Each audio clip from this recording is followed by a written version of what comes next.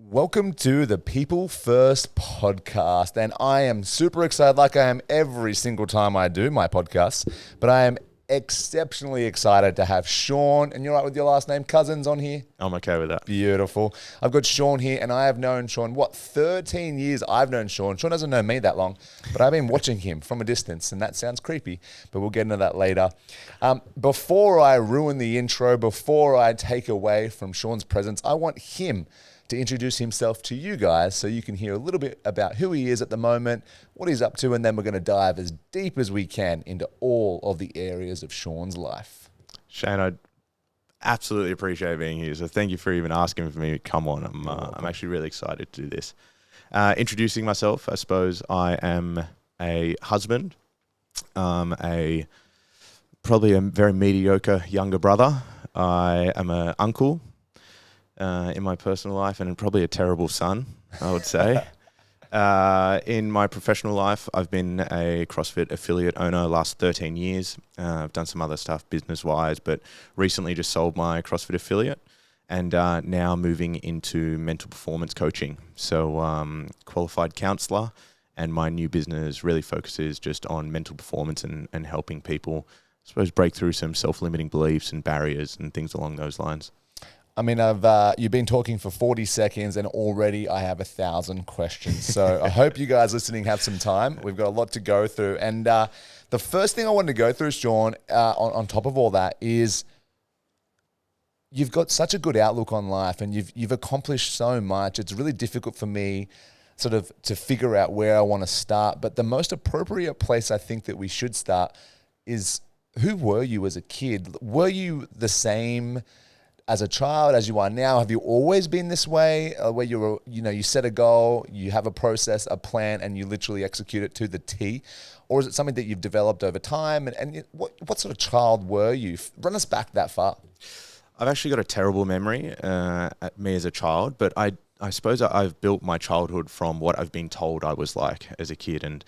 And the funny thing is now, hearing you say that, is if someone was to explain to me, like my parents, for example, explained to me what I was like, it would be that I never stuck to anything, that I would always just be chasing the shiny toy, or, I would pick up a sport for a week and then I'd drop it. So I actually never was, I suppose, committed to anything as a child. I wanted to do everything, but I didn't want to commit to anything in particular. I was always a happy kid. I had a great upbringing. My parents were like a dream upbringing. I was born out here in Penrith. Hey, Penrith. Yeah. Grew up in Mount Druitt, moved to Parramatta, or North Parramatta, North Rocks, went through school there. As a kid through school, I was very sporty. I loved fitness, always have loved fitness for as long as I can remember. Always knew I was going to be in the fitness industry. Have you always been good at it? Because I know you're a CrossFitter, and like I said, I've been watching, a lot of your journey without you watching anything that I do. But I've always just been like, this guy seems to make everything look easy when he trains, like the effort look effortless. And was that something that you had as a kid too? That's why you were drawn to it, or was it something you developed as an adult? Look, it's hard to say this, but yeah, I suppose I was always good at sport. Yeah. I represented Australia in squash. Yeah, wow. Represented the state in touch football, played representative rugby, all of that as a kid.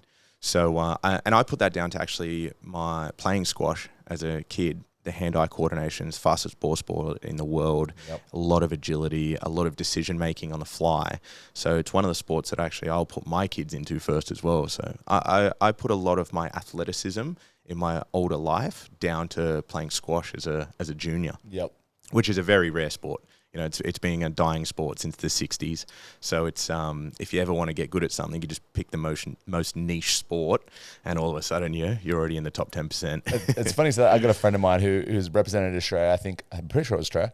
At least high level lawn bowls, like just so good at it. I'm like, it's such a random sport, and for a young guy, I think he's in his mid to late 20s, and just like a pro lawn bowl player. He knows what he's doing. Pick the niche sports. Maybe next is darts and axe throwing, I think, So as a kid, you were good at sport, and, you sounded a lot like I was. I'm like, why didn't I get those tendencies then as an adult to crush it? What changed for you? Like, as a kid, I used to do the same. I was doing cricket, footy, soccer, and I was doing maybe a month of the other two and then full-time in soccer. And then I'd be bored and I'd branch out for a month or two or a season or two at most, and then move away. So we had similar childhoods in that respect. And I found sport easy and fun. I think that's why I did all right at it. I was never a representative like yourself, but I was definitely, in the Div 1 teams and stuff like that. Yes, for those listening and can't believe my hand-eye coordination with some sports, I had it. But yeah, so where do you think all that sort of changed for you then? Like if that's how you were as a kid, where did you then start to think, maybe if I apply myself all in on one area, I'm going to get really good, aka your squash endeavors. But yeah, moving forward, where did you feel that come from for you? I actually don't feel I have really ever put all my balls into one basket. Might be one of my regrets, actually, as I get older, is that I would love to have known what I was capable of if I put all of my effort into a singular sport. I've been able to manage playing a representative or a very high level of sport across multiple sports in different domains. I think we might be able to touch on that a little bit later. But I want as many experiences as possible. That's what I value. And I get different experiences by different sports. So I consider a individual sport where you're taking points from someone and they're trying to take points from you. There's lots of experiences and lessons in that. Playing a team sport where you might really underperform and still win, or the other way around. You might play the best game, best game of your life and lose. There's lots of lessons to be learnt there, lots of experiences there, and they're the experiences that I want. You can do stuff like you against the field. So example, marathons, triathlons, Ironmans, ultras, stuff like that. It's you against the field. It's not you versus one other person. Yep. And I've wanted all of those experiences. So I never wanted to just play a one-on-one sport. I never wanted to just play team sport. So if we talk about the things that I have done, it's always been varied, and I will continue to do that. I suppose one of my regrets is I wonder if I put all my time and effort into one of those things, I wonder what it would get to. Yeah, okay. The trade-off on that is I get to experience it at a lower level across all different domains. So that was a worthy trade-off for me. Now, when you're talking about your endurance running and you said you did you against the field, it was the big runs and stuff like that. I looked at your 2023 goals and you have done more kilometers on your feet than I have driven my car. So I am interested, what pushes you towards, before we get into all your other stuff you've done, I noticed you had like 45 kilometer races, ultra trails, 100K, coastal classics, 30K, lonely mountain ultra, 82. Is it the Cossack Miller, 166? Yeah, Cosy Miler, 100 miler. Miler, yep. Oh, God, if I could read, Miler, Miller. And so where does that all come from as well? Because, that is a very different domain to CrossFit, very different domain to squash, very different domain to team sport and the energy output. What draws you to the longer stuff and where did all that come from and stem from? Are we okay to do a longer story on this one? 100%. Yeah, okay. So I actually got a job as a running coach in the Middle East. So when I was 19... I told you had to come on the podcast. Look at this. I didn't even know that. When I was 19 years old, I got a job in Dubai. And it was in a gym. I was a personal trainer at the time. And I had a Skype interview and got a job over there. And they asked if I could coach a running group. And I thought to myself, I've run playing footy and squash, and how hard could it be? I definitely could teach a running group. So I moved to Dubai when I was 19 and started working in a gym. And part of that was to coach a group of people to run the Dubai Marathon that year. Yeah, wow. I had done zero running, long distance running. Before that, I'd only done what we'd done at footy, 800 meter repeats, stuff like that. Yep. When I got there, I thought, first day on the job, I had absolutely no idea what I was doing. And I said to the group, hey guys, just so I get to know you, you get to know me, let's go out for a 10K run and we'll just have a chat. It's the longest I'd ever run in my life that day. I was absolutely broken. And I was running along and I said, oh, so where are you from? And they said, oh, I'm from England. And I said, and you're training for the Dubai Marathon? They're like, yeah, I've done 15 marathons and my best marathon's 3:08. And I'd be like, oh God, okay, run away from that guy and, hey, where are you from? And, blah, blah, blah. And they'll tell their story. And I had these really experienced runners. And I was meant to be their running coach leading into Dubai Marathon. I was 19 years old, absolutely knew nothing about marathon running. So I was in the deep end and I had to learn. So did they figure out or know that you had no real experience, or did you kind of go, well, I'll learn on the fly and keep it from them so they don't doubt me and they put all their faith in stuff in at least my education? I definitely I don't know, like I would have lied at some aspect, but I definitely just tried to bend the truth. So if they said like, oh, so how much running have you done? I'll be like, oh, too much to even talk about. I didn't outright lie. You're talking about zero here. Yeah. So I didn't outright lie to them, and they all found out over the year of training, and that I was a lot less experienced than what they were. Yeah. But I also knew my way around the gym. I knew how to be a good personal trainer. I knew how to build rapport. So that definitely helped in that aspect. But that's how I found running. I don't think I ever would have got into long distance running if it wasn't for that job. And my job was to run 5 times a week with people. Yeah, so that's what built up my, my love for ultra marathons. I completed my first marathon, which was the one that I trained them all for, which was in Dubai. And then it just sort of got longer and longer. What was your time on that marathon? I ran that one in 3 hours 40. So a good time for someone who's never done a marathon. It was my job. I would say it's a good time for someone who's never done a marathon. Maybe not the best time for someone who did it for a full-time living. Yeah, wow. But that was and that's actually how I found CrossFit. Oh, wow. When I was over there, I was running long distance, and I got sick of only spending time with my running groups outside and just pounding the pavement. And I thought there's got to be better ways to train these guys for these events. And I found CrossFit Endurance, Brian McKenzie. Yes. And he's the guy with like a fully blacked out tattooed arm, isn't he? Yeah. And turns out he's a terrible ultra marathoner, which I didn't know at the time.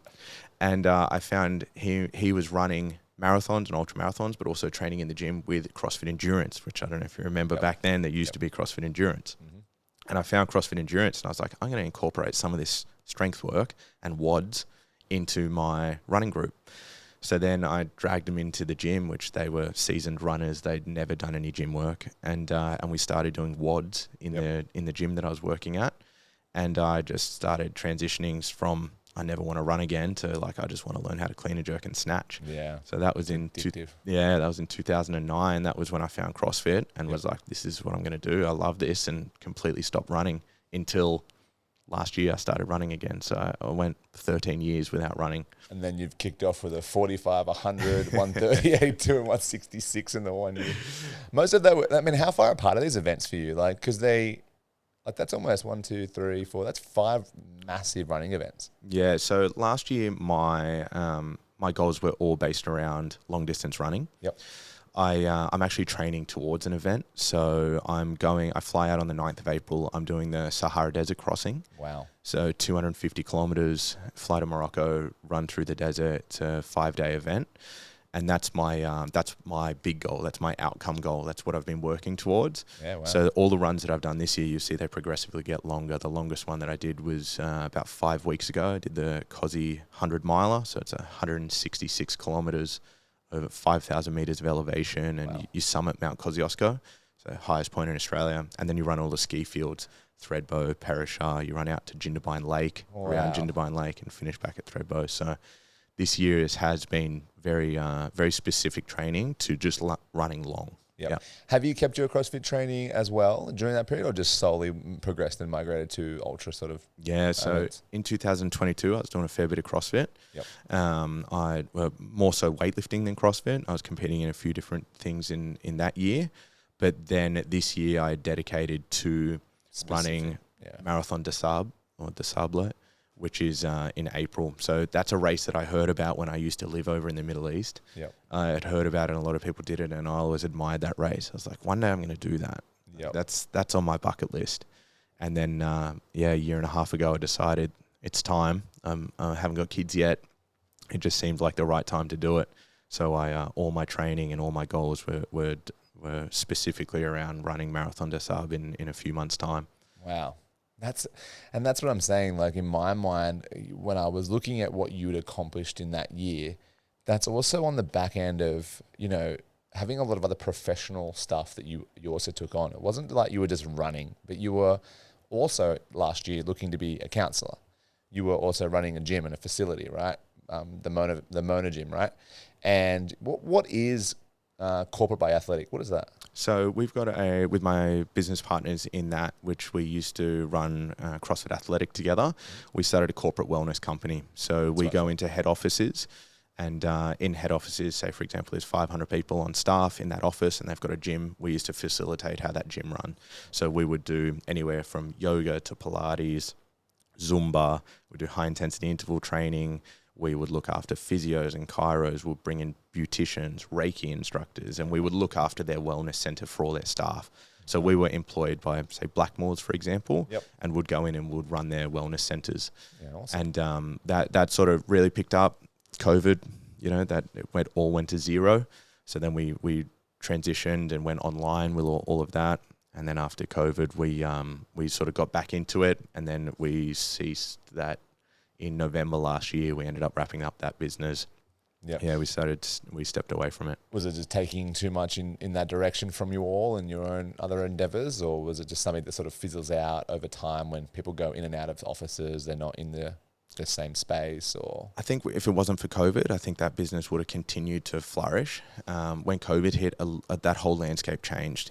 People working from home, people not going into office, people downsizing their office space, where I know people that had 2,000 people in their building, that now 90% of them work from home 3 days a week. So I think what's going to happen in that space is in a few years' time, you'll start to see people wanting to drag them back into office.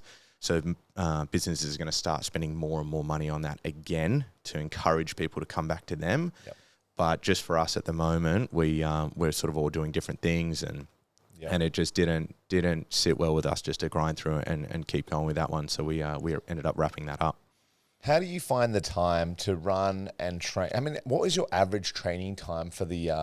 Well, it still is, but your average training time at the moment for your running? Like, are you allowing like 4 hours, 5 hours to do some of these training sessions? Yeah, so some of my sessions are like 6-hour runs. Wow. I would run in a week anywhere from, say, like big weeks, you're talking 25, 27 hours of running in a week. They're it's a very time consuming sport. Very, very time consuming. So very selfish sport is how I would describe it. I've actually changed my thoughts on that a little bit, but you do need to be a little bit selfish to do that. Yeah, you've got a partner. You're starting family. You got like a Labrador. Yeah. Yes, it's Great Dane, Great Dane Rottweiler, but it looks like a big Labrador. Yeah, I was like, look at a giant Labrador. Yeah, so cute though. We have 2 Groodles now and a Chihuahua cross Jacks. We have 3 dogs. Okay. Just so you're aware that the stress in my house is high. That would be, and those 3 dogs together wouldn't weigh anywhere near as much as my dog. So you're doing 6-hour running. You're out and about on your feet. What is your capacity at the Mona Gym? Are you coaching every day? Are you running back end? Because I know for myself here at HF, it's like 9 hours of work a day as a minimum for me. Like I get up at 5 a.m. and I'm getting home at 8. Like if I'm running from 8 till 2 a.m. Like that's where I'm running, or I'm running from 3 till 6 and then back in the Arvo. Where do you squeeze that in? And what was your role at the Mona Gym so that we sort of can go down that path a little bit too and see where we're at? Well, look, right now my role at the Mona Gym is completely changed to when I was doing all that running. So I actually just sold the Mona Gym as of the 1st of January. Luke Starr and Paige Williams have bought the Mona Gym from us. So they have multiple gyms, don't they? No. Yeah, that's their first one. First one, yeah. Yep.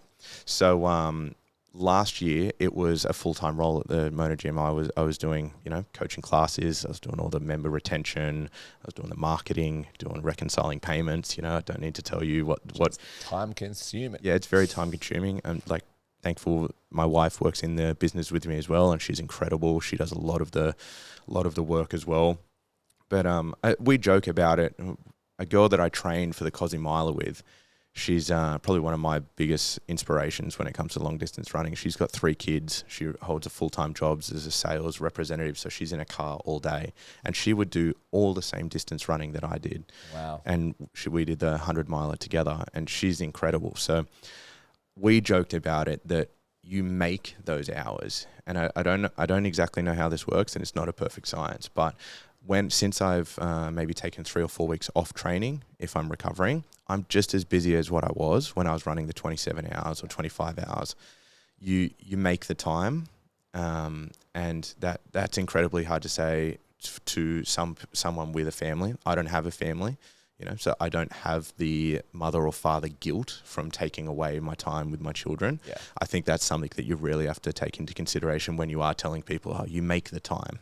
It's not as always as easy as that. But for me personally, I was able just to be just as busy by adding multiple things onto my plate. And then when I remove them, I feel just as busy and have the same amount of spare time. Yeah. Like I said, it's not an exact science, but that's the story I tell myself. And it makes sense. And, I totally relate. I'm a dad, I have a 7-year-old, and there's a lot of dad guilt. And, it's easy for people that have kids just to hear you say that and say, well, you don't know what it's like because you don't have any kids. It's like, yes, but I also, as a dad, agree with you in that you will make the time and you will find the time. If you still, there's 7 days in a week, right? And there's many hours if you're playing your cards right. And you are saying no to the things that steal from the things that you prioritize and value. And I think that is where I've always started to get more time back, is to say no to things that aren't family, business, or myself. Mm-hmm. And instead of yes, I want to give to others, but if I'm not having those 3 cups relatively full every day, then I can't help other people anyway. And if I choose to then take and help everybody around me first, I start to resent that. And that time just gets filled up with busy time, not productive time.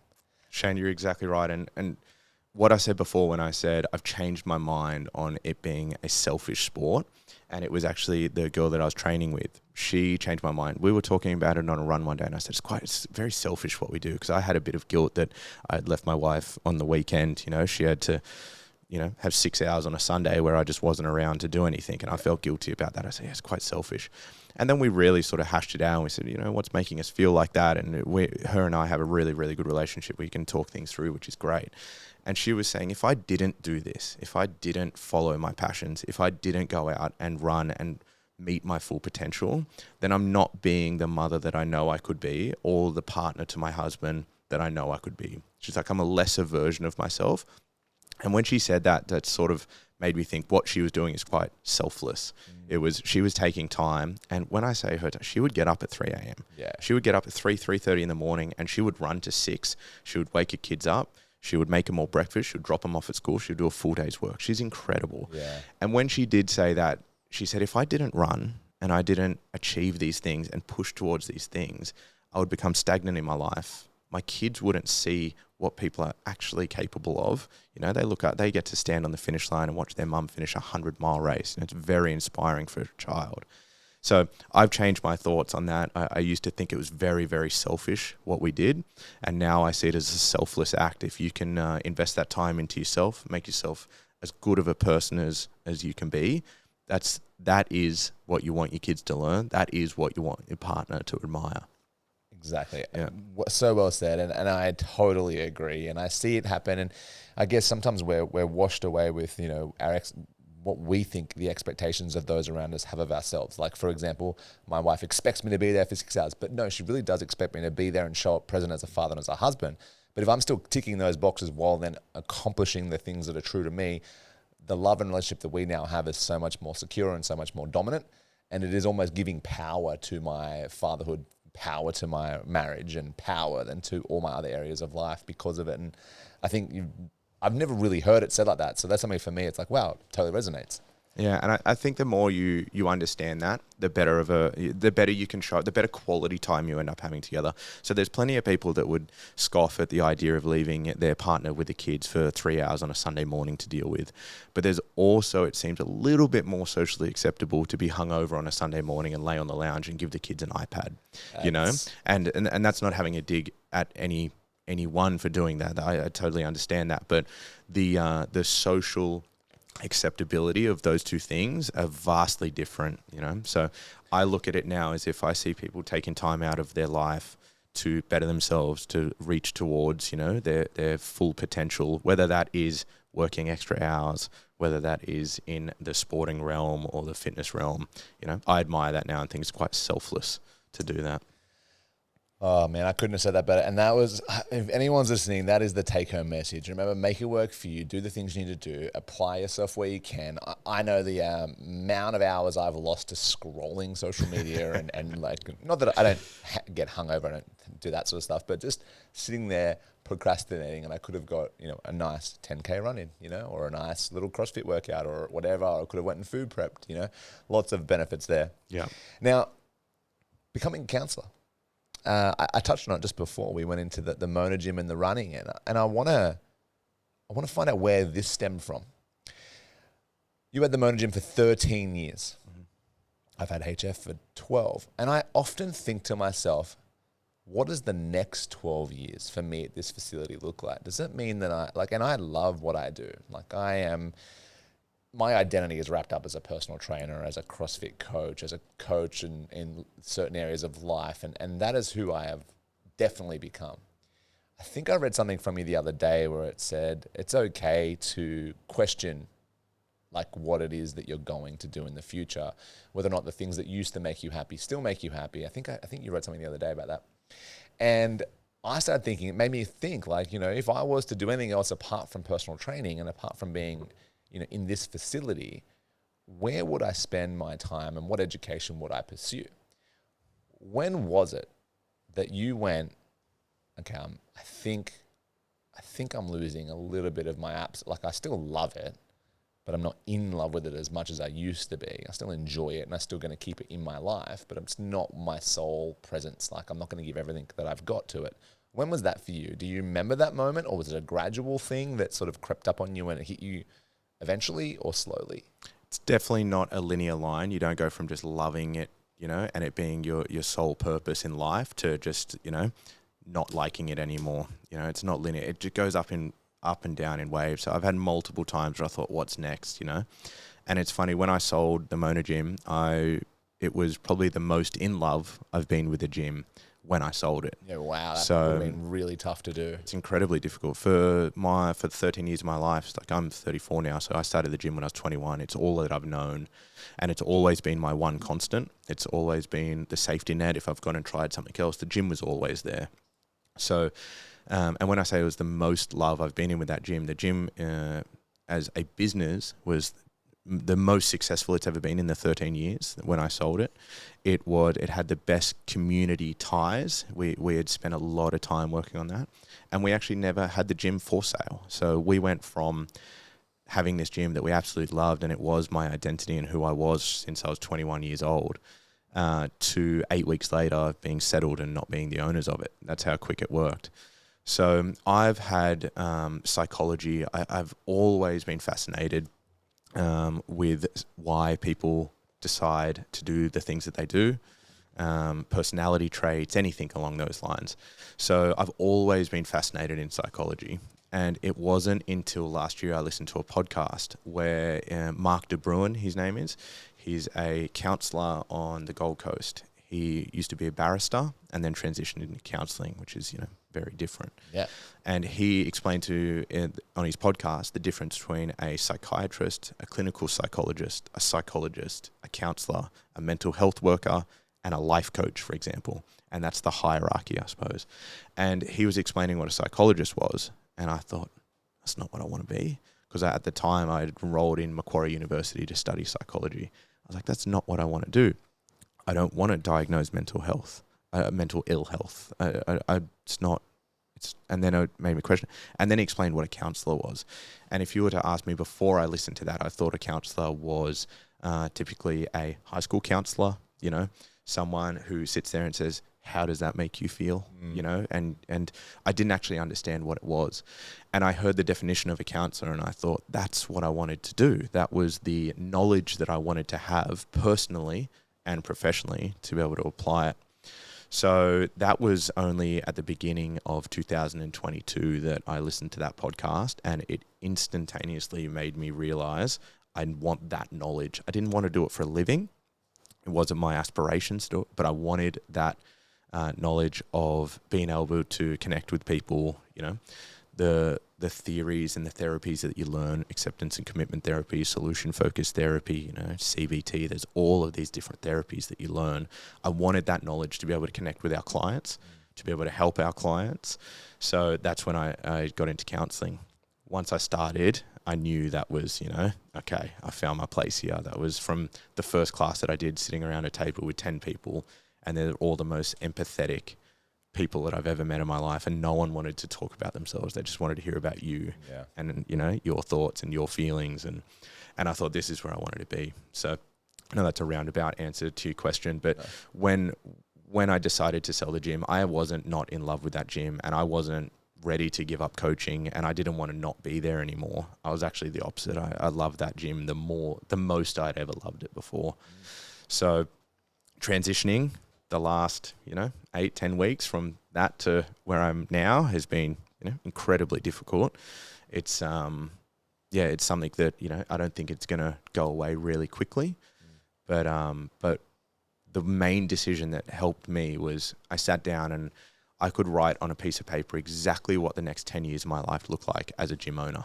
If I owned the Mona Gym, I could write down the cycle of a new member starting to their entire life cycle. I could tell you that in summer we're going to peak, in winter we're going to drop off. I could tell you absolutely to a T what the next 10 years of my life looked like, and it was a really good life. It was a good life. It wasn't something that I looked at and went, I don't want that. It was really good life. It just wasn't enough for me to want to continue. I just thought, I've got a choice here to live this life that I know what it's going to look like, or I can take a chance here and my life could drastically decrease, in enjoyment and fulfillment. But at the same time, it could be 10 times better. So at the moment, I've chosen to take the path where I don't know which way that's going to go yet, but it wasn't staying the same, wasn't enough for me to stay there and continue doing what I was doing. Is there trepidation? Is there fear? I like it to avoid a lot of risk generally. That being said, if you look at the history of my life, when I've decided to go for something, there's been huge amounts of risk. But when I then get, like you said, you look at the trajectory and it looks like a good life, that's what I predicted 10 years ago. And that's where I've been living for the last decade and a bit, the good life, the comfortable life. I know the cycle. Yeah. I do feel like you feel sometimes like I'm in love with what I do, but I also know that I look ahead in the next 12 years is really the same, and the same frustrations. So, you get annoyed that sometimes you're like, oh, I need to get across my message to those people in this industry. I need to help people more. And you start up and ramp it up, and that's not scalable because it's all you. And then there's no real other challenge mentally, physically, or emotionally. And you think, okay, well, was there someone, maybe your partner, that just went, do it anyway. If it all fails and crumbles, here's our plan? Or was it just like, there's no need for a plan B because I know you've got this? Well, there wasn't anyone in particular, but what I did have for myself to make this decision is that I've got undeniable evidence that I'm capable. So I've built businesses before. I've sold businesses before. I've proven to myself I can do really hard things. I can, run ultra marathons. I can be resilient. I can be motivated. I'm not always resilient. I'm not always motivated, but I can be. So for me, I seek adversity in these challenges that I set in my life. And the reason I do that is to give myself undeniable evidence that I'm capable. So when I made this decision, it's nothing but unknowns ahead for me at the moment. I got no idea what the next 10 years of my life looks like now. But what I do have is evidence that in my past, I was capable of doing things, which gives me the confidence to take that leap. So I think if I was on my fourth failed business, I think if I had never stepped out of my comfort zone and I stayed in the same area I grew up my whole life, and I didn't cut friends and make new friends and take risks and prove to myself again and again and again, you're capable, you can do this. Don't get me wrong, I've had plenty of failures, but and that you learn just as many lessons from that. Then I don't think I could have made the decision. I would have stuck with the gym and I would have just stuck with what I know. But having that undeniable evidence to myself, not what other people tell me when I put my head on the pillow at night, I know what I've done, that gave me the confidence to be able to be like, okay, I'm not happy with the next 10 years. I don't like what it looks like. Oh, sorry, not I don't like what it looks like. I'm not happy enough with what it looks like to make me continue to do this, I'm going to make a change. So that's what gave me the confidence. It came from intrinsically. It wasn't someone or something someone said. Yep. It was the last 20 years of my life proving to myself that I'm capable of doing hard things. I love that. I love that. That is something that is so, if we all just spent looking at the data we've accomplished and, solved a lot of the problems that we've had in our lives, and we have that backing and faith in ourselves and our abilities, then we would probably do a lot more too, right? If I could give a message out, that is what it is. So I talk about a lot in what I do now about keeping the promises to yourself. So a lot of people this time of year are setting New Year's resolutions, and it might be, I'm going to throw a random one out here, but say dry July. I know someone that did dry July and on the very last day of July drunk, because it fell on a wedding, Yeah. And to me, that was breaking the promise to themselves. This is not a conversation that we've had, but this is just a thought pattern that I had. And then that muscle that you train of keeping promises or breaking promises to yourself, that muscle gets stronger either way. So if you've made the last 6 goals and you've almost got there 96% and you've fallen short, that muscle gets stronger of you not believing in yourself that you can accomplish these things. And what people do is they set really audacious goals, the big outcome goals. I want to go to the CrossFit Games, And what they don't do is they don't set process goals. They don't set the things that are actually going to make that outcome goal a reality. So what happens is if they don't have any process ideas, they end up breaking these little promises they make to themselves. I'm going to do mobility 15 minutes every day. And they do it for 2 weeks and they stop. That's a broken promise, And no one else knows the promises you make to yourself. Only you know. But that's the only person that matters. So when you've got undeniable evidence that all you do is break your promises to yourself, then these big, hard decisions, they become almost unbearable to make. You just sit in the comfort zone the entire time. And that's when I think people don't realize their full potential. When you're low like that and you've broken all these promises, I think what people struggle with is they don't realize how low they are. They set big audacious goals, but they don't realize the promises they need to start setting, is the real famous one is make your bed every morning, And if you do that for a year, you do it for a week, you do it for a month, whatever it is, just show yourself you can do that. Keep that promise to yourself, no matter what. Keep that promise, and then that muscle gets stronger, and then set a bigger one. And it's so much easier to rely on yourself when you're keeping those promises. We, in this facility, the last 2 years running, have kept a 2 kilometer a day promise. And that's exactly what you're saying. And I'm training people to, your word is your bond. Your word is more powerful than you ever, it's powerful when you tell your significant other that you're going to do something because you do it for them, because it's your significant other, you're doing it for them. But it's so easy to break that promise to yourself because it's like, you know what? Other people let me down a lot of my life. I've let myself down a lot of my life. It's no big deal. I'll get up tomorrow and live my life the normal way that I live it. But what we wanted to do, exactly what you were saying, is we've set a challenge. Is like, no matter what, for one entire month of your life, at the end of the month, you can change this and do whatever you want because we've made the muscle stronger, is that every single day for the first month of every year that you live, you are moving, whether it be run, walk, swim, bike, whatever, echo, whatever. I don't care about the modality. I don't care about the time, just that you have committed to a 2 kilometer distance every day.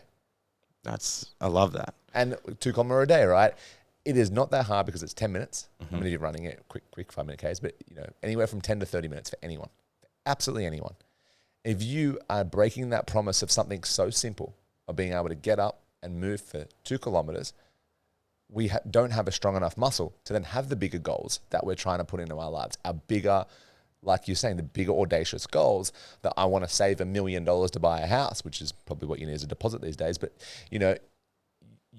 if you can't keep something so simple as getting outside and walking for 2 kilometers at any moment of the day, even as a collective, like 5 now, 5 later, 5, whatever, then that muscle is so low and so weak, is what I used to say, is that you don't have the luxury yet of setting bigger goals. We can't set any bigger goal than that because we can't keep the most simple. And I agree with you. And the 2 kilometer goal, on the first day of every month, that is for a lot of people quite an audacious goal as well. We're surrounded by people that are already motivated. That's right. To train within the gym. In general population. And if you take them outside of just, the fitness industry, and if you talk about that, you need to start much, much smaller. And for anyone listening to this, if you do feel like you've broken promises to yourself, start with the smallest thing that it's almost inconsequential to your life. You know, something that's so easy that you can do. One glass of water a day. That's it. Yeah. You know, do that for a week. Prove to yourself that the promise, and then that builds.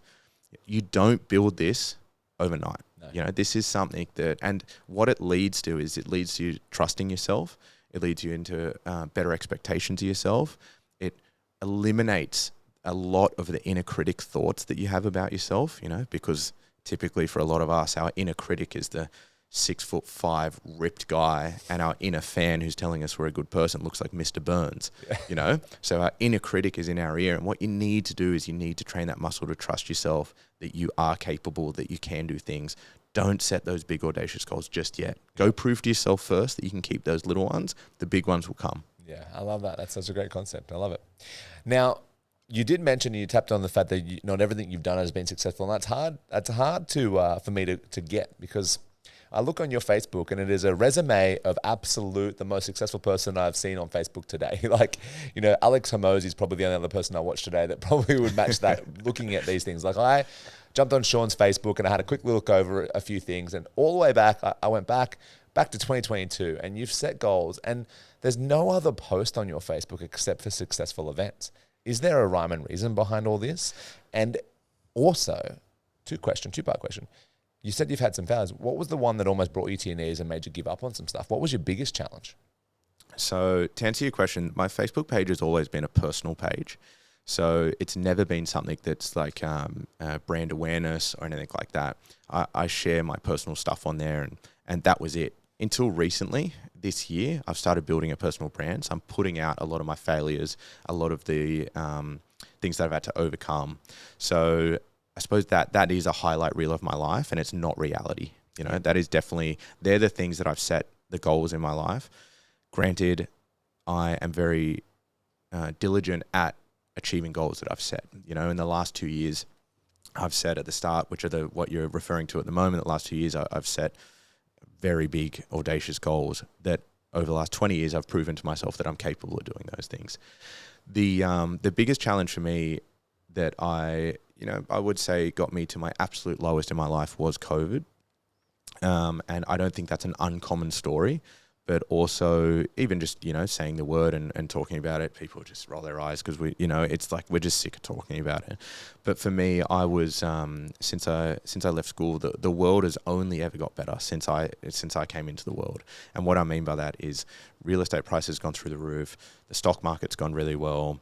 You know, we haven't had anything that's really, really affected my life. I've been very, very, very, I don't want to say lucky, but I was born at the right time. Fortunate's a better word. I mean, if you look at some people's lives, especially depending on what year you were born, you're born around World War I, World War II, and the last 100 odd years have been ridiculously challenging for those sorts of people born in those areas. And correct. Compared to what we've gone through in the last 40 years has been like a walk in a rainbow park. Yeah.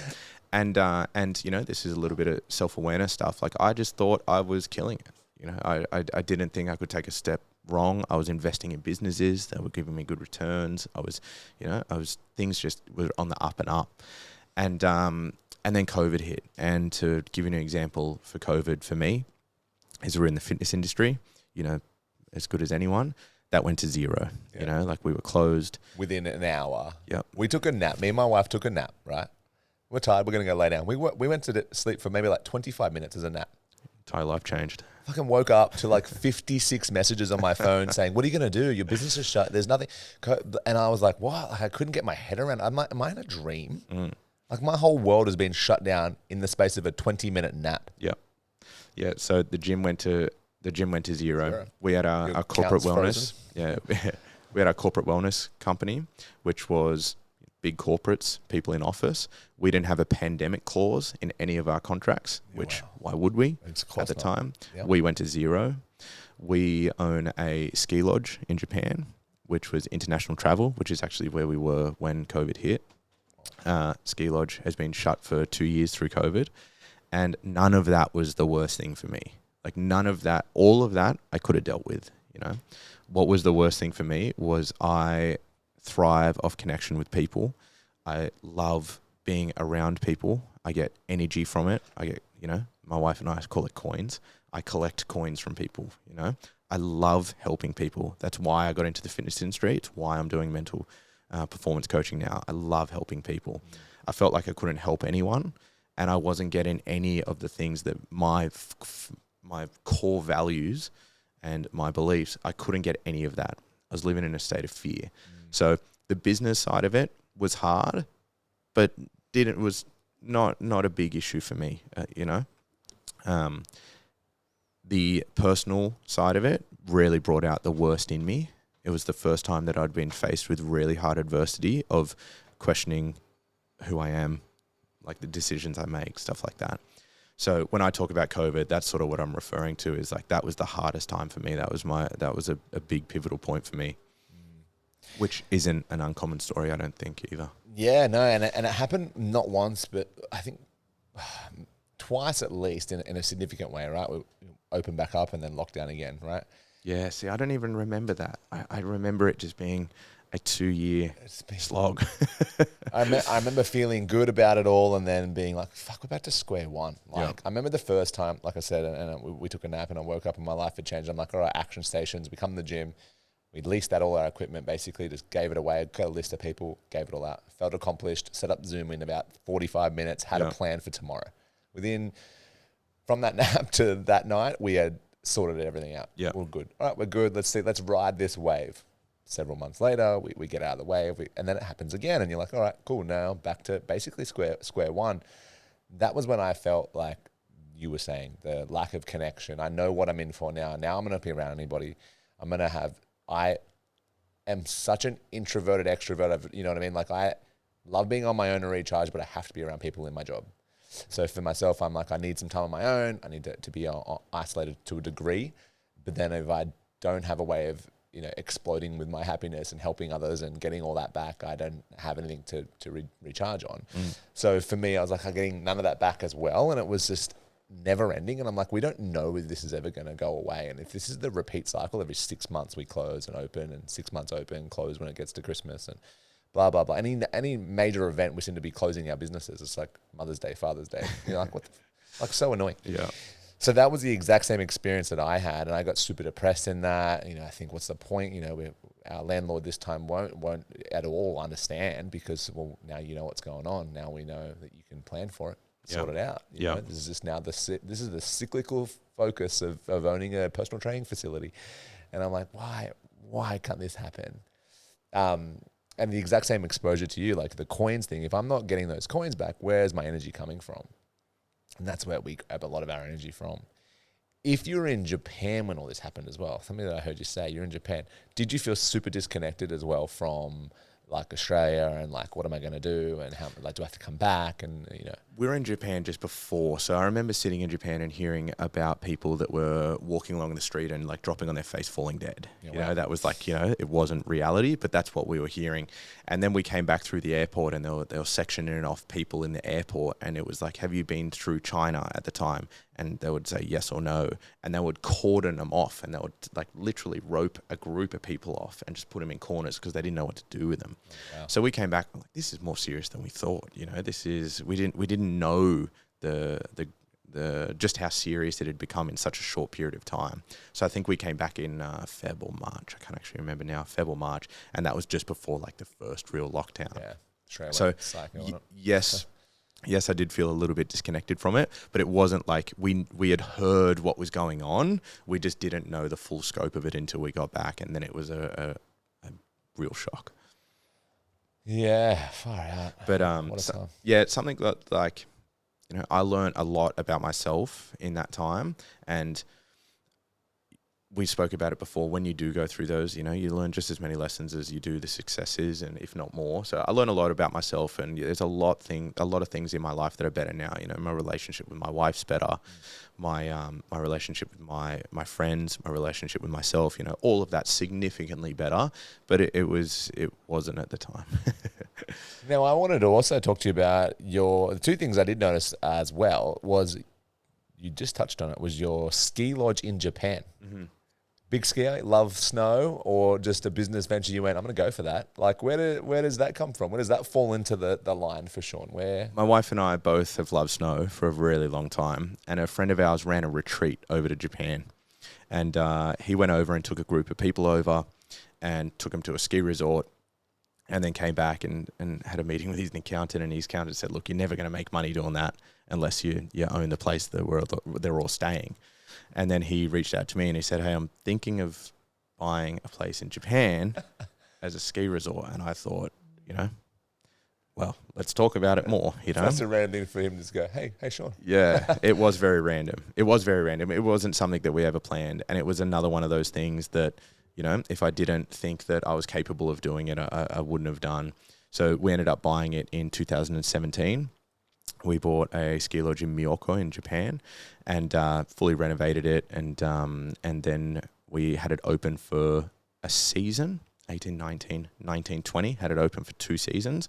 COVID hit, and then we left there in March 2020, locked the door, and no one was in there for 2 years. Yeah, wow. Yeah, so it was... so you like just completely deserted for 2 years, not one person was there? We had a guy looking after it. Okay. So there was someone there that, they had to flip the mattresses, they had to take the linen out because otherwise it would get really moldy. They had to clear the snow. In our town that year, we had 21 meters of snow. So they had to clear snow, stuff like that. So we had to have someone there looking after it the whole time. But as for guests and income and stuff like that, it went 0 for 2 years. Yeah, wow. And then we just got back, actually. We just got back last week from Japan. That was the first time we'd been there since before COVID. And not only you visiting Japan seems to have bad stuff when you come back. Right before you come back, did you not experience the earthquake that was there? Yeah, so we're actually 20 kilometers from the epicenter of the earthquake. And it was the most terrifying thing that I've ever experienced in my entire life. It was very, very scary. Magnitude 7 point something, wasn't it? Yeah, 7.8, I think, at the epicenter where it was, and I think where we were, it read as a 6.8. It's massive. It's huge. It was horrible. What were you doing when you felt the tremors? We were sitting in the common area, so we got a bunch of beanbags and lounges, and we were watching a snowboarding movie. It was about 4 o'clock in the afternoon, so après, afternoon drinks, and I was sitting there on the lounge, and I was looking at the window, and there was some snow coming off the roof, and then I felt a tremor. Everyone felt a tremor, and everyone looked around, and I sort of was thinking, I can't remember if I said it out loud. It's just the snow clearing off the roof, because that does happen when a couple ton of snow falls off the roof, gives it a rattle. And then it just went from vibrations to a full-blown earthquake, and the floor was moving. It was such a surreal feeling. We spoke about it afterwards. It made us feel the most insignificant I've ever felt in my life, like so small. The constants, like the road. The road is the most stable thing you could ever imagine. It's a constant. It never moves. It's always there. It was wobbling. Yeah. Like things like that. It would just...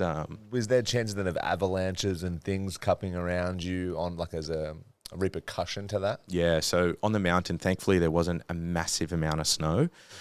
And where we are in Mount Miyako, it's a massive rock and it's quite high. So thankfully, the earthquake sort of hit us, but the rock, the way the mountain is formed, it was actually pretty safe from avalanches, which is thankful. But yeah, the tsunami and then the avalanche is you're on the ocean and you're thinking, so Joetsu wasn't far from us, which is where it happened, and they had an evacuation from the entire coastline of Joetsu and further north, because there was a tsunami risk. So if a tsunami came, it would have been catastrophic, as in tens of thousands have died. I think the last I heard, maybe 50 to 70 people died, which is obviously horrific and horrible.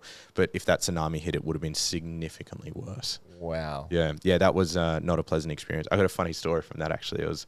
There was a guy staying in our lodge, and that day he'd gone up snowboarding and he twisted his ankle. And it was quite bad. It was like a grade 2 ATFL test. Horrible. Painful. Yeah. So couldn't wait there. He was hobbling like this. We had to pick him up, and we took him into the physio in town. And they put him on it was upstairs. They put him on the travelator, the little seat that you sit next to, and it goes, and it takes you all the way up to the top. He was laying on the bed getting his ankle treated, and the earthquake hit. And he was there, and the physio looked and just said, everyone out. And he said he got up and he ran full sprint down the stairs. Just didn't miss a step. Yep. Just like instantly, just full of adrenaline, sprinted down the stairs and out onto the street. And then it wasn't until like 10 minutes later that he went, my ankle. Yeah. But it was like funny. Well, the human body amazes me. And that's one thing. I had a motorbike accident in 2016, I remember. I broke both of my arms. I had like Oh, 6-7 breaks, over the two arms. And I come off the bike and I've literally sprinted back to where my bike was. So run back, picked it up all the way with two broken arms. Like I couldn't even hold a spoon the next day. But that moment I was able to pick up my entire bike with broken arms, go to get back on it, go to try and start it, realize it was dead. Like this bike is not starting. And then all of a sudden went to get my phone and realized, oh, my hands don't feel like they're there. Like they feel like they're not there anymore. wow. And then realized that I'd broken my arms and my pockets on a motorbike jacket are quite like angled. Yeah. Trying to fish out my phone with these broken hands and then flop it on the floor by that time and just with my fingers call the ambulance. But I was able to sprint back. I would have been able to fight somebody off with these broken arms at the same time. It's just amazing what the body can be. Incredible hormone, adrenaline. Just this huge dump of energy. And you're like, I think I just died, but I'm not sure. And then running back with these superhuman arms. Dude, sorry to hear you went through that. That's wild. Both broken arms, both casts, I imagine. Yep, 2 casts. Left hand was almost casted the entire way, so all fingers and thumb. And my right one, I had more of a claw. So I broke my my ulnar radius than anything else, so I could still claw foods and things with my right hand. That's probably a savior. You're probably very thankful for that. A lot of hamburger meals because I couldn't rotate, so it was fused in these positions. So hamburgers is anything I could eat for like 6 months. So. Not the worst thing. No, there's always a silver lining. The other thing I wanted to talk to you, Sean, about, and I love the Japan stuff.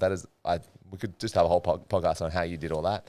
But also, you're a collector of interesting things, right? Like, have you collected, I can't remember what I was watching. I was watching your Facebook, reading, and was it art or was it something else? But you've got a passion for collecting things, don't you? Yeah, I collect art, and no one's ever asked me about that. See, I knew. And I was like, such an interesting dude. And the art that you have is, what type of art are you collecting?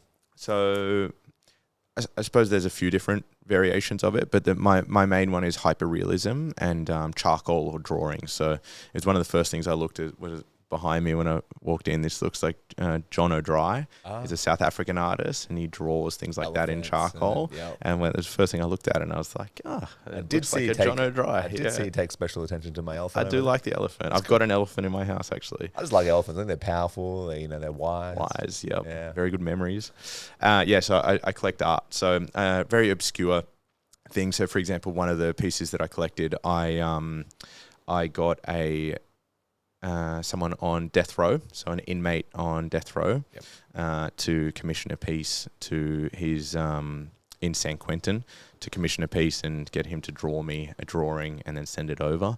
So that's literally, it's not as if I go through big famous artists or anything like that. I look for obscure art. That's you sourced him out then.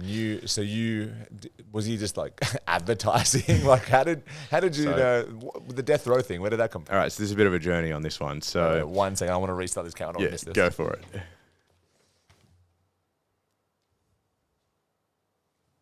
All right, we're back. So this one specifically was I found that this lady was working with inmates on death row, and it was the juxtaposition to me of someone that was very violent but very creative that sort of stood out to me, and I was like, oh, that's really interesting. So what it was is you can't buy art from an inmate, you can't give them money, but what you can do is you can donate to San Quentin jail, and then they can buy art, canvases, paint, brushes, pencils, stuff like that, to give to the inmates for them to be able to continue doing therapy. Yeah, wow. So this was art therapy. So I heard about this lady that was working with him, and I reached out and I just said, look, I would love to donate. Is there any way that I can get a piece commissioned? And let him know.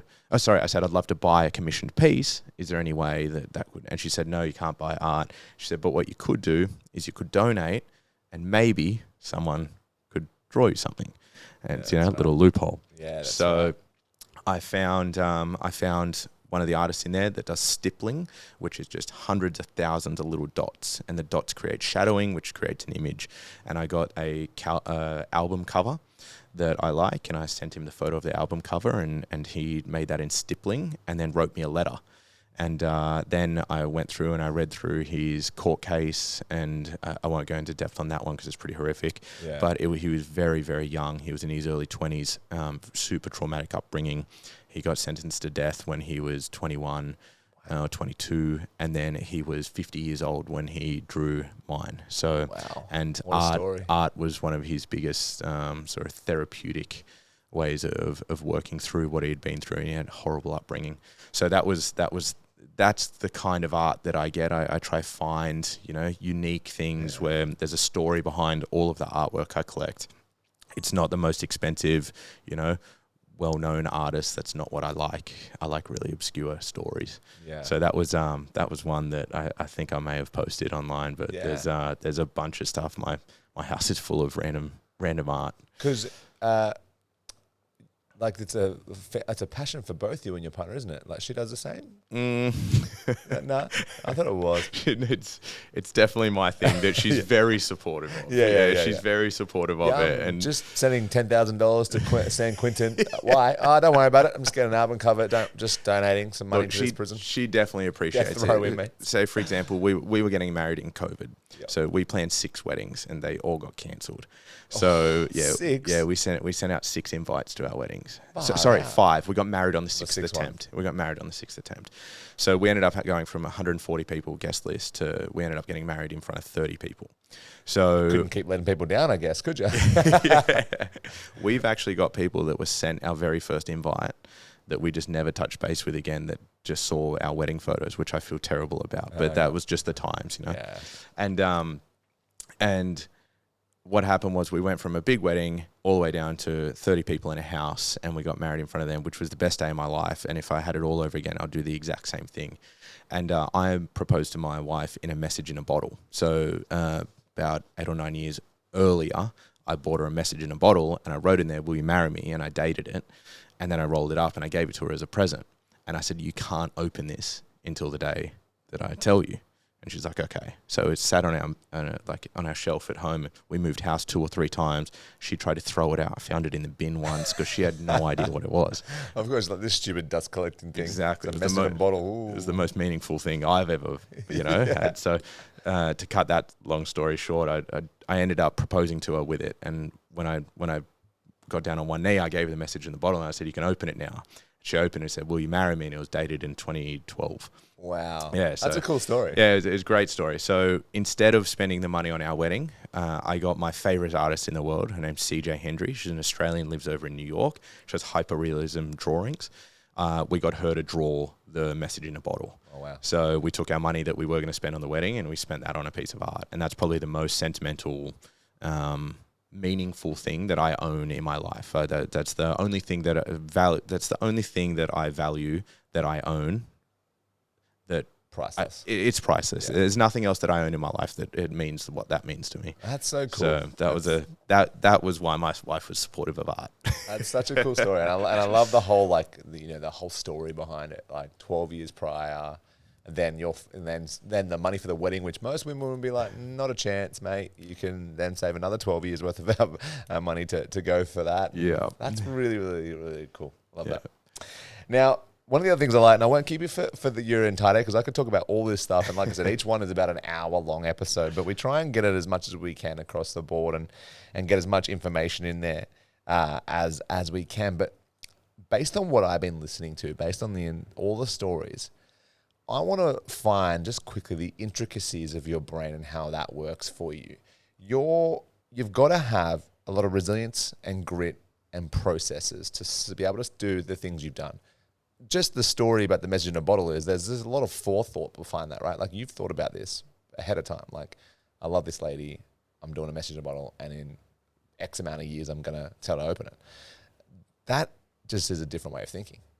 Then you put time and effort and thought into a ski lodge, like a resort where people can go in another country, like not just here in Australia where it's easy to manage and the ins and outs of business. You're now in Japan doing business, which I don't think that Japanese people love that too much. Especially, we own Japanese, but just from the impression I get, not an easy place to open a business. You then go on and opened a Monoval facility, a gym in, an amazing part of Sydney and been successful. You've done ultra marathons. The process that you would have to have would be so different to the rest of us, I believe. Let us inside a little bit. When you go to do something, do you have a process? And as as a way of letting us sort of try and maybe harness a little bit of it so that we can apply it to our next little thing. What is it for you? So Shane, I'd have to disagree with you there on one thing, and that's like that it's different to what people have. You know that I like disagreements. Yeah, okay. So I would strongly disagree with with that statement. Like, it's no different to anyone's processes.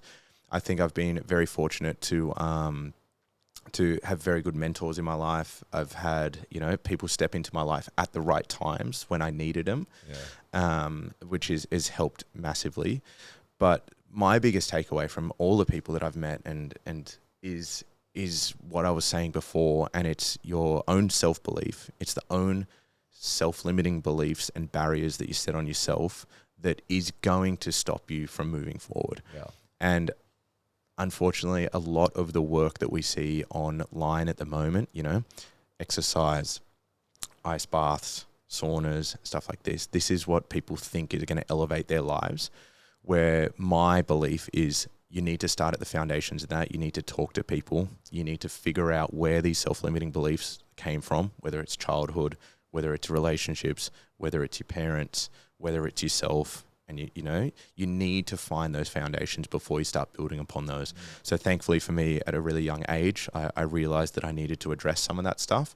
I addressed my self-limiting beliefs. I addressed what I assumed people thought of me, and I found who I was, my core values, and I stick to them with unapologetic diligence. So I know what means a lot to me, and everything else means nothing. Yeah. And I think people don't do that. That look inside, they don't find what means a lot to them, their core values, and then they get pulled in lots of different directions. They think that because their parents told them that buying a house was going to give them safety, so they save up all their money and they buy a mortgage, and now the mortgage interest rates are through the roof, and the one piece of safety that they said they were going to get given is now their biggest burden. And actually their core value is to travel the world.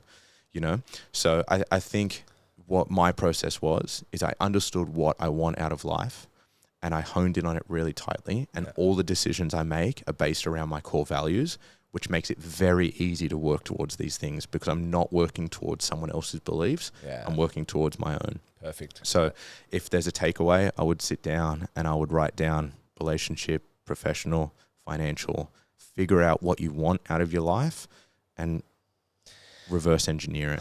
A lot of people I would say to out loud to that, they would be like, well, you feel like you need multiple lives to live so you can figure that out. Like, because you do, I know parts of my life I'm not wasted. I've learnt a lot in those periods of time about, like, that wasn't my goal at all. Like the whole thing about saving for a house, although I've done all that now, I've been in a position where I was able to do all that now. But originally, you were exactly right. Like, I didn't know, none of that resonated with me. It was like, I've been told this is what we do, and I felt like I wasted a lot of time, but I learnt that now as a 30-year-old, but then that changed again when I was a little bit older, and now we've got a home, and now that becomes a burden in a degree because of the interest rates, and then now you're stuck. How does someone get out of being stuck from making those choices where they thought they were theirs, they weren't theirs? Now, how do they get out of the glue that's holding them together? Like, I think the answer is almost in what you just said there, which is people's beliefs change over time, and you cannot change what you've done in the past. You have to take those as lessons. So what the best thing that people can do is figure out what's led them to that position, because there will be a rhyme and a reason, or there will be similarities to it. Are most of the decisions you make based on what other people perceive you are, or are you making them from your own intrinsic values? So the decisions that led them to that position where they do feel stuck, maybe financially, maybe professionally, maybe in their relationship, what got them there, you have to address what that is. What led you to that one position? Be thankful for every decision that you've made leading to that position, but you have to understand it. And without understanding what led you to that position, more than likely it's going to repeat. yeah.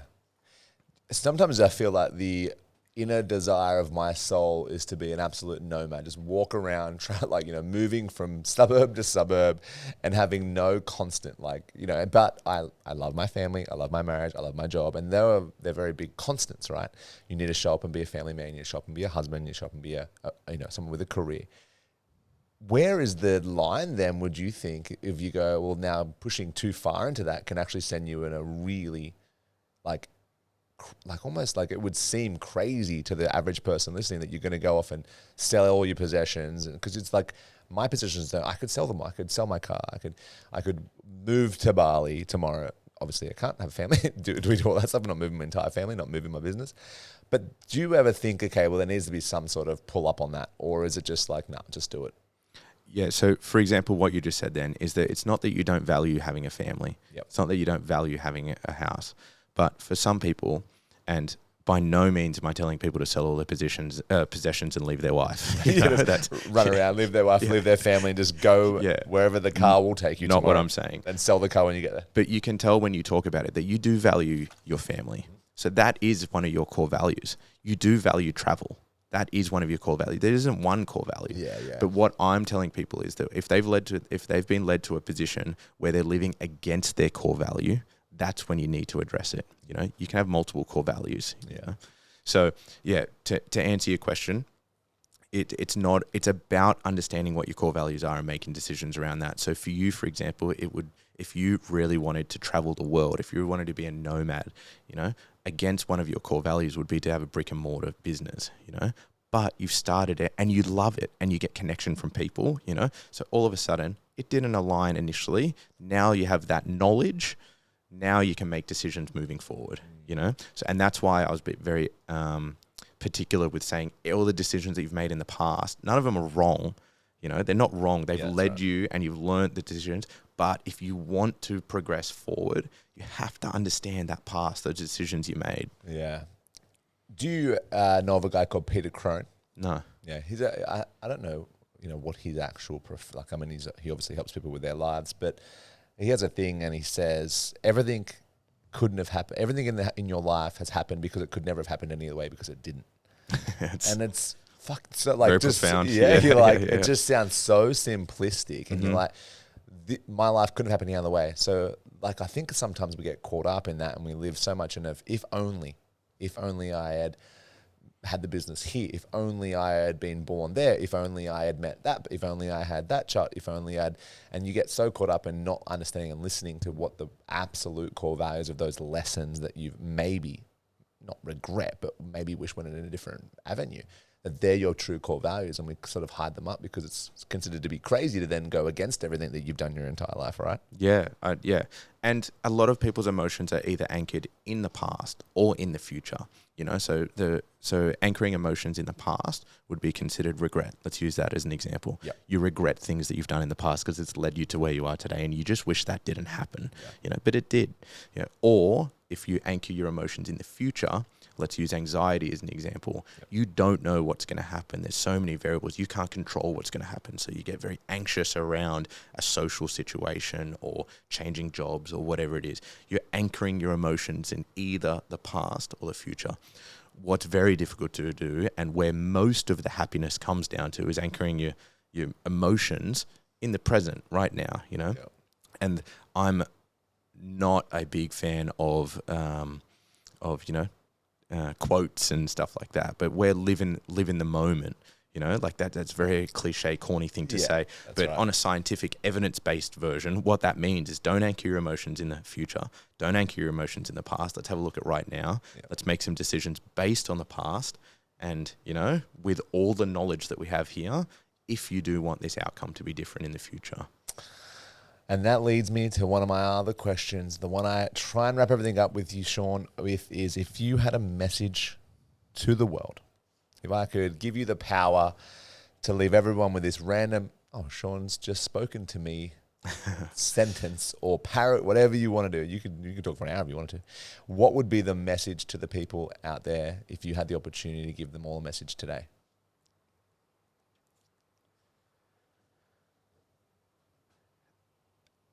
I suppose I'm thinking like a billboard, and it would be something along the lines of don't break the promises you set to yourself. You know, that was something we touched on earlier.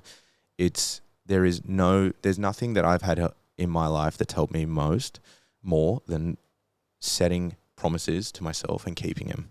And I know the value in that. And I know that when people do start doing that, everything else becomes stronger. Your motivation, your resilience, everything becomes stronger from that. You know, you'll be very, very surprised what you're capable of if you're willing to set those promises small, start small, prove to yourself you're capable, and just keep edging that up and up and up and up. What are your promises that you're keeping to yourself at the moment? So there's a few. Because you've had practice building the muscle. Yeah. Now I've got drink a glass of water and make my bed. Okay, I'm starting low. Which are incredible. Yeah, that's and right. if you do that for the next 2 weeks, you'll prove to yourself that you can do that. And I've got the 2Ks a day. Don't forget about that one. And I've kept, and I totally agree 100% with what you said about that. Where are your promises at the moment? Okay, so I'll give you some, not all. I want all. So we didn't come this far just to come this far, Sean. Come on, all of them. No, I'm joking. My fitness ones is my outcome has been set for the last 15 months, which is marathon to sub. My process goals and the promises that I keep to myself is that I'd never miss a training session. Okay, so my process is 5 runs a week. And I've got a set program on all of those. That's the promise I set to myself. And that's all I can hold in my fitness thing. Yep. I can't give myself any more. I have to run 5 days a week. Okay. The professional one that I have is at the moment, I'm in the process of building a personal brand, which I've never done before. And I find it very icky and I find it very, very difficult to put myself out there and tell people my story. Yep. So this hopefully has helped. Yeah, I did this, and it is why I was so excited to do this. Interesting that I was all of a sudden, out of all the years I've known you, asked you now and not earlier. Very fortuitous timing. Isn't it crazy? It's great timing. Or is it universal? That's good. So my personal brand promise is that I'm posting 5 posts on LinkedIn every week. And that is about as much, other than my relationship one, that's about as much bandwidth as I have at the moment. And that's from 25 years of practicing this, you know? And those 2 promises, they're the most important to me. Okay, I've got no nutrition ones at the moment. I've got a relationship one, but they're the promises that I'm keeping to myself at the moment, and that's still April 24th. Yeah. And then on April 24th, there'll be some new ones. Yeah, I love it. And I always found that, you know, you say, oh, that's all the bandwidth I've got, but that is enough then for it to, I guess, water into other areas of every other decision that you do and the other little smaller choices that you make that you might not be as conscious about because you have kept that promise. It's just like everything else just falls straight into line. If you think about running 5 times a week, that means I'm saying no to alcohol. That means my nutrition. Right. I'm more inclined to eat better nutrition. I'm going to drink more water. You know, they're going to get to bed on time. These are all supplementary benefits that I get from keeping one promise, which is run 5 times a week. Yeah. Spot on. And guys, I hope you have enjoyed today's episode. As I said to Sean, could speak for the next 2 hours on all of the other little thing and the intricacies of his life. But if you want to reach out to, if they want to reach out to you, Sean, where can they reach you? You're building a personal brand. I'm sure someone here has gone, I need to talk to this guy. We need to sit down and have a conversation. Where could they reach you? How could they reach you? Look, the website is Sondervail, SONDERVAIL.com.